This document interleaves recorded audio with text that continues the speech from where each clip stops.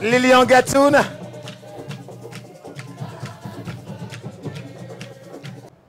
On a du mal à jauger en fait quel est le niveau. Alors c'est vrai qu'il y a toute la colonne vertébrale du Sénégal qui est là-bas.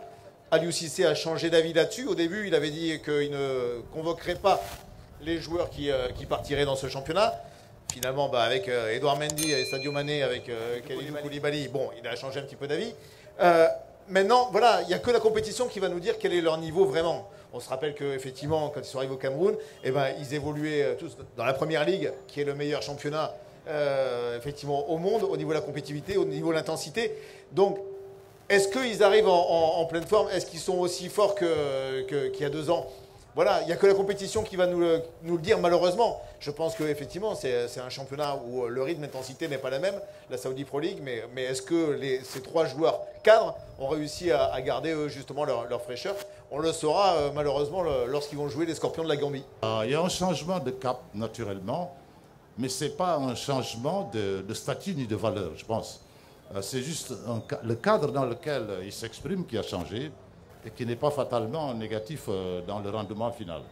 Je pense tout simplement qu'ils ne sont pas partis en néophyte, ils sont passés par les grands clubs, ils ont pu gérer de grandes compétitions, ils ont un vécu qui leur permet de gérer une bonne CAN. Donc c'est des gens aguerris qui sont partis, qui vont pouvoir s'exprimer d'abord dans leur championnat respectif, auquel ils donnent de la valeur ajoutée, du rythme et de l'intensité également, parce qu'ils ne vont pas aller là-bas pour dormir. C'est pas parce qu'on joue en Arabie Saoudite, quand Aliou Cissé disait qu'il ne prenait pas les joueurs qui jouaient, qui allaient en Arabie Saoudite ou au Qatar, c'est parce qu'à cette époque-là, les championnats saoudiens ou qataris n'étaient pas les mêmes. Ce n'était pas un championnat compétitif. Et aujourd'hui, quand on regarde le championnat saoudien, c'est un championnat compétitif. Parce que quand on regarde Neymar, s'il n'est pas blessé, il est en équipe nationale du Brésil. Et il y a beaucoup de joueurs qui jouent là-bas et qui sont dans leurs équipes nationales aussi, dans leur Cristiano Ronaldo, par exemple. Donc pour vous dire, ça c'est un faux débat pour moi. Aujourd'hui, en équipe nationale, la preuve, pourquoi on appelle un joueur un world class player?